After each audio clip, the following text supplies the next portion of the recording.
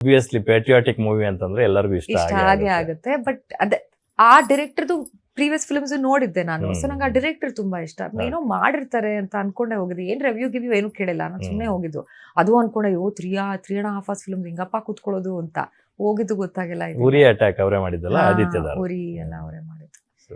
So ಆತರ ರಚಿತಾ ರಾಮ್ ಅವ್ರ ಬಗ್ಗೆ ಹೇಳ್ಬೇಕು ಅಂದ್ರೆ ಶೀಸ್ ಟೋಟ್ಲಿ ಡಿಫ್ರೆಂಟ್. ಅವ್ರು ಅಷ್ಟೊಂದು ಅಗ್ರೆಸಿವ್ ಅಲ್ವೇ ಅಲ್ಲ, she's very sweet.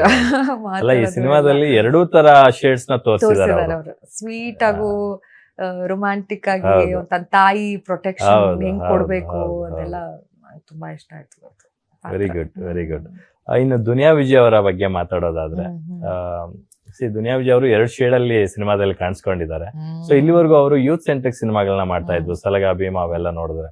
But for the first time ಅವರು ಕಂಪ್ಲೀಟ್ಲಿ ಫ್ಯಾಮಿಲಿ ಆಡಿಯನ್ಸ್ ಗೆ ಒಂದು ರೆವಲ್ಯೂಷನರಿ ಸಿನಿಮಾ ಮಾಡಿದ್ದಾರೆ. ಲಿಟ್ರಲಿ ಸಂವಿಧಾನದ ಬಗ್ಗೆ ಮಹತ್ವ ಸಾರುವಂತ ಅಂಶಗಳನ್ನ ಇಟ್ಕೊಂಡು ಒಂದು ಒಳ್ಳೆ ಸಿನಿಮಾ ಮಾಡಿದ್ದಾರೆ.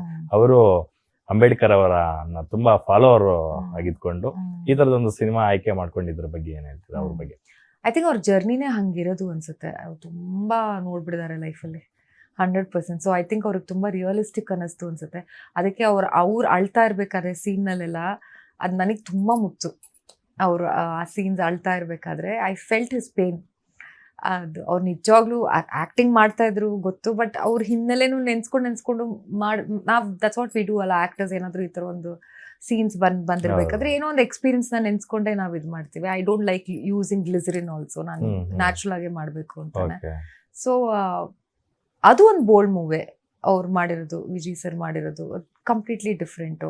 ನಂಗೆ ಅವ್ರ ಆ ಫಸ್ಟ್ ಇದೇ ಇಷ್ಟ, ಲುಕ್ ಸಕ್ಕಾಗಿ. ಹಾ, ಆಮೇಲೆ not the young age. Young age ಅಲ್ಲಿ ನಾವು ನೋಡ್ತೀವಿ salt and pepper look. Let's put it that way, salt and pepper look.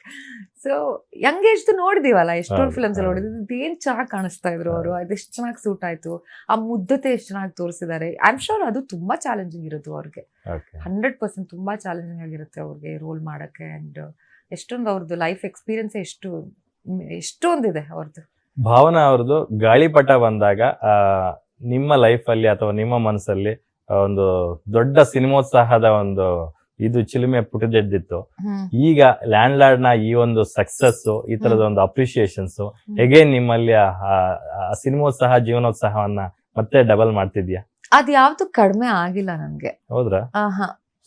ಅದು ನನ್ಗೆ ನಾನ್ ಬಂದಿರೋದು ನಟನೆ ಮಾಡಕ್ಕೆ. ಮಧ್ಯ ಆಬ್ವಿಯಸ್ಲಿ 1 year 2 years ಕೆಲಸ ಇಲ್ಲದೆ ಕೂತಿರೋದು ಎಲ್ಲ ಇರೋದು.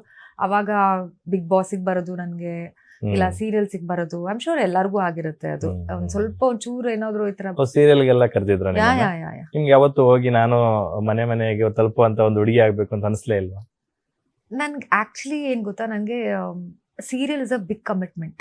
ಫಸ್ಟ್ ಥಿಂಗ್, ವರ್ಷಾಂಗಟ್ಲೆ ಸಿಗಲ್ಲ ನಿಮ್ಗೆ, non stop shootings. That is okay, ಅದೇನ್ ತೊಂದ್ರೆ ಇಲ್ಲ. ನನ್ಗೆ ಕೆಲಸ ಮಾಡಕ್ ನಂಗೆ ಇಷ್ಟಾನೇ. ಅಲ್ಲಿ ಹೋಗಿ ಸಿಗಾಕೊಂಡ್ಬಿಟ್ರೆ ಮತ್ತೆ ಬೇರೆ ಕಡೆ ಕೊಡಕ್ಕಾಗಲ್ಲ ಟೈಮ್ ಅಂತನಾ? It's not about time. ನಂಗೆ ಒಂದೇ ಪಾತ್ರ ಮಾಡಕ್ಕೆ ನಂಗೆ ಮೊನೋಟೋನಸ್ ಆಗ್ಬಿಡುತ್ತೆ, ನಂಗೆ ಬೋರ್ ಆಗ್ಬಿಡುತ್ತೆ ನನ್ಗೆ. ಅಂಡ್ ನಾನೇ ಸೀರಿಯಲ್ಸ್ ನೋಡಲ್ಲ ಲಕ್ಷ್ಮಿ. ಚಿಕ್ಕವಳಿಂದ ನಾನು ಸೀರಿಯಲ್ಸ್ ನೋಡೋದೇ. ಇವಾಗ ಹಿಂಗ್ ಬ್ಲಾಕ್ ಹೇರ್ ಬಿಟ್ಕೊಂಡು ಹೋದ್ರೆ ನೆಕ್ಸ್ಟ್ ವೈಟ್ ಹೇರ್ ಆಗೋವರೆಗೂ ಅದೇ ಪತ್ರದಲ್ಲಿ ಇರ್ಬೇಕು ಅಂತ ಗೊತ್ತಾಯ್ತು ನಿಮಗೆ? ನಾನು ನೋಡಲ್ಲ, ಈಗ ಒಂಚೂರು ತಲೆ ಓಡಿಸ್ದೆ. ಸೊ ಮೊನಾಟನಸ್ ಆಗ್ಬಿಡುತ್ತೆ ಫಸ್ಟ್ ಥಿಂಗ್. ಅಂಡ್ ನಾನ್ ಕೇಳ್ತೀನಲ್ಲ, ಹುಡುಗಿರು ಪಾಪ ಬೆಳಗ್ಗೆಯಿಂದ ಮಧ್ಯರಾತ್ರಿಗೂ ಕೆಲಸ ಮಾಡ್ತಾ ಇರ್ತಾರೆ, ನಾನ್ ಸ್ಟಾಪ್ ಮೆಕ್ಯಾನಿಕಲ್ ಇರುತ್ತೆ ಅದು. ಅಂಡ್ ಐ ಮೀನ್ ನಾನೇ ಸೀರಿಯಲ್ಸ್ ನೋಡಲ್ಲ, ಸೊ ಜಸ್ಟಿಸ್ ಕೊಡಕ್ ಆಗಲ್ಲ ಅನ್ಸುತ್ತೆ ನನಗೆ. ಸೊ ನಾನು ಬಂದಿದ್ದ ಫಿಲ್ಮ್ಸ್ ಮಾಡಕ್ಕೆ ಅಂಡ್ ಐ ಆಮ್ ಗ್ಲಾಡ್ ನಾನು ಎಲ್ಲೂ ಡೈವರ್ಟ್ ಆಗಿಲ್ಲ. ಎಷ್ಟೇ ಕಷ್ಟ ಬಂದ್ರು, ಫೈನಾನ್ಷಿಯಲಿ ಆಗ್ಬೋದು, ಅದಾಗ್ಬೋದು, ಇದು ಹೆಂಗೋ ಒಂದು ಮ್ಯಾನೇಜ್ ಮಾಡ್ಕೊಂಡು ಐ ಆಮ್ ಸ್ಟಿಲ್ ನನ್ನ ಫೋಕಸ್ ಸಿನಿಮಾ, ಇವಾಗ web series. Super. In between ನೀವು ತಮಿಳ್ ಇಂಡಸ್ಟ್ರಿಯಲ್ಲೂ ಕೆಲಸ ಮಾಡಿದ್ರಿ, ಬಾಲಿವುಡ್ ಸಿನಿಮಾದಲ್ಲೂ ಕೆಲಸ ಮಾಡಿದ್ರಿ. ಆ ಎಕ್ಸ್ಪೀರಿಯನ್ಸ್ ಹೇಗಿತ್ತು ಅಂತ? ಯಾಕಂದ್ರೆ ಕನ್ನಡ ಇಂಡಸ್ಟ್ರಿ ಅಂತಂದಾಗ ನಿಮ್ಗೆ ಇಲ್ಲೆಲ್ಲ ಗೊತ್ತಿರ್ತಕ್ಕಂತ ಒಂದು ಟೆಕ್ನಿಷಿಯನ್ಸ್ ಇರ್ತಾರೆ, ಕೋ ಆರ್ಟಿಸ್ಟ್ ಇರ್ತಾರೆ. ಬೇರೆ ಇಂಡಸ್ಟ್ರಿಗಳಿಗೆ ಹೋದಾಗ ಅಲ್ಲಿ ಟ್ರೀಟ್ಮೆಂಟೇ ಬೇರೆ ಇರುತ್ತೆ. ಅದೆಲ್ಲ ಹೇಗಿತ್ತು ಅಂತ? ಆಕ್ಚುಲಿ ಏನ್ ಜಾಸ್ತಿ ಡಿಫ್ರೆನ್ಸ್ ಏನಿರ್ಲಿಲ್ಲ. ಆಕ್ಚುಲಿ ತಮಿಳ್ ನಾನ್ ಗಾಳಿಪಟ ಆದ್ಮೇಲೆ ವಾರೇವಾ ಎಲ್ಲ ಆದ್ಮೇಲೆ ಅನ್ಸುತ್ತೆ ನಾನು ತಮಿಳ್ ಇಂಡಸ್ಟ್ರಿ. ಅವಾಗ ಕನ್ನಡ ಇಂಡಸ್ಟ್ರಿನ ಅಷ್ಟೊಂದು ನೋಡ್ತಾ ಇರ್ಲಿಲ್ಲ. If you remember, Kannada artist ನ ಆಗ್ಬೋದು, ಕನ್ನಡ ಟೆಕ್ನಿಷಿಯನ್ಸ್ ನ ಆಗ್ಬೋದು, they were not giving that respect. ಹೇಳ್ತೀನಿ ನಾನು ಓಪನ್ ಆಗಿ. ನನಗೂ ಅನ್ಸಿದೆ ಅಲ್ಲಿ Okay. ಹೋಗಿ ವರ್ಕ್ ಮಾಡ್ಬೇಕಾದ್ರೆ ಫಸ್ಟ್ ಫಿಲ್ಮ್ ಹ್ಮ್ ಹ್ಮ್ ಸ್ವಲ್ಪ ಎಲ್ಲೋ ಏನೋ ಮಾತಾಡೋದಾಗ್ಬೋದು ಅವ್ರ ಬಾಡಿ ಲ್ಯಾಂಗ್ವೇಜ್ ಆಗ್ಬೋದು ಅಂಡ್ ಒಂದ್ಸಲ ಎಲ್ಲೋ ಯಾಕೆ ಬಂದೆ ಇಲ್ಲಿ ಅಂತಾನು ಅನ್ಸಿರೋ ಇದಿದೆ ನಮ್ಗೆ ನಿದರ್ಶನಗಳಿದಾವೆ. ಬಿಕಾಸ್ ನಮ್ಮೋರಂತ ಯಾರಿಲ್ಲ ಅಲ್ಲಿ ಅಟ್ಲೀಸ್ಟ್ Okay. ಲ್ಯಾಂಗ್ವೇಜ್ ನಮ್ಮೋರ್ ಬೇಡ ಲ್ಯಾಂಗ್ವೇಜ್ ಮಾತಾಡೋಕ್ಕೂ ಯಾರಿಲ್ಲ ಹೌದು. ಅಂಡ್ ಆತರ ಫಸ್ಟ್ ಇಲ್ಲ ಅವ್ರಿಗೆ ನಾನು ತಮಿಳ್ ಫಸ್ಟ್ ಫಿಲಮ್ ಅಂದ್ಬಿಟ್ಟು ಆತರ ಟ್ರೀಟ್ ಮಾಡಿದ್ರು ಅದು ಗೊತ್ತಿಲ್ಲ ನನಗೆ ಬಟ್ ಒಂದೊಂದ್ಸತಿ ಅನ್ನಿಸ್ತು ಇದು ಟ್ರೀಟ್ಮೆಂಟ್ ಬೇರೆ ತರ ಇತ್ತು Okay.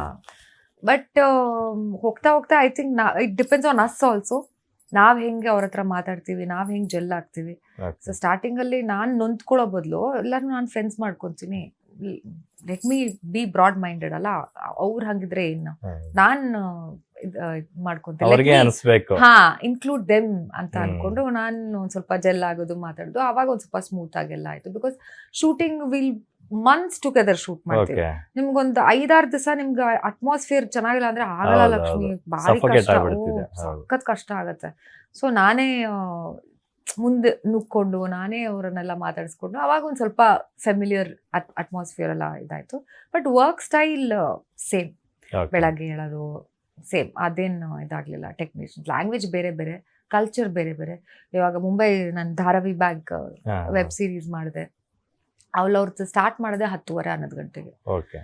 ಅಂಡ್ ಲೇಟ್ ಒಂದು 12 ಗಂಟೆಗೆ ಮುಗಿಸ್ತಾರೆ ಅವರು ಅದೊಂದು ಟೈಮಿಂಗ್ ಒಂಚೂರು ಇದಾಯ್ತು ಅಲ್ಲಿ ಹೊರತು and culturally they more open minded they more broad minded ಅಂದ್ರೆ ಏನ್ ಬೇಕಾದ್ರೂ ಮಾತಾಡ್ಬೋದು ಆ ಥರ ಅವರು ಅಂಡ್ ನನ್ಗೆ ಅವಾಗ ಒಂದ್ ಸ್ವಲ್ಪ ಕಲ್ಚರ್ ಶಾಕ್ ಆಗೋಯ್ತು ಓ ಓಕೆ ಹಿಂಗೆಲ್ಲ ಇದೆಯಾ ಅಂತ ಇಟ್ಸ್ ದ ಅಗೇನ್ ನೀವು ಒಂದು ಆಕ್ಟರ್ ಆಗ್ಬಿಟ್ಟು ನೀವು ನೀರ್ ತರ ಇರಬೇಕು you have to just keep flowing wherever very true very true. ನಿಂತ ನೀರಾಗಬಾರ್ದು, ನಾನು ಹರಿತಾ ಮೀನ ಇರಬೇಕು. ರಾಶಿ ನಾನು ಓಕೆ. ಸೊ ನಾನು ಫ್ಲೋ ಆಗ್ತಾ ಇರ್ತೀನಿ ವೆರಿ ಹೀರೋಗಳಿಗೆ ರೆಮ್ಯುನರೇಷನ್ ಜಾಸ್ತಿ ಕೊಡ್ತಾರೆ, ಹೀರೋಯಿನ್ಸ್ಗೆ ತುಂಬಾ ಕಮ್ಮಿ ಕೊಡ್ತಾರೆ ಅನ್ನೋದು ಎಲ್ಲರಿಗೂ ಗೊತ್ತಿರುವಂತ ಓಪನ್ ಸೀಕ್ರೆಟ್.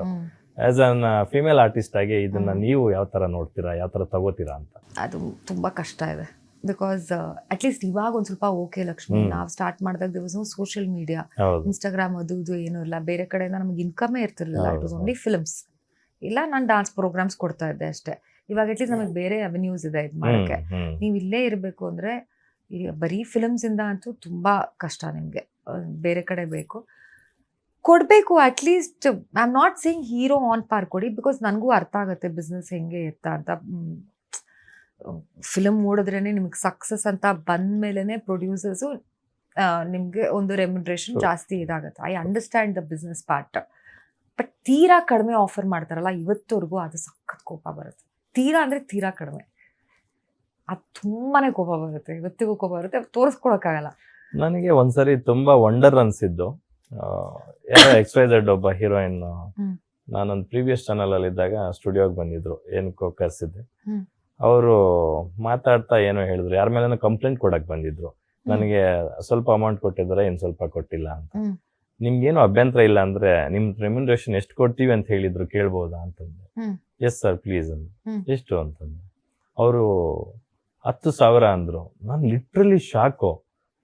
ಇನ್ನೆಷ್ಟು ಬರ್ಬೇಕು ನಿಮ್ಗೆ ಅಂದೆ. ಇನ್ನೊಂದು 3,000 ಬರ್ಬೇಕು ಅಂದ್ರು. ಅದ್ರ ಬಗ್ಗೆ ಕಂಪ್ಲೇಂಟ್ ಮಾಡಕ್ ಹೋಗ್ತಿದ್ದಾರೆ, ಫಿಲ್ಮ್ ಚೇಂಬರ್ಗೆ ಹೋಗ್ಬೇಕು ಅಂದ್ರು. ನಾನೇ ಬರ್ಕೊಟ್ಟೆ, ಕಂಪ್ಲೇಂಟ್ ಕಾಪಿ ನಾನು ಬರ್ಕೊಟ್ಟೆ. ಸರ್ ಅದು ಎಲ್ಲಿದೆ ಅಂತಂದ್ರು. ಯಾವ ನ್ಯಾಯ ಹೇಳಿ?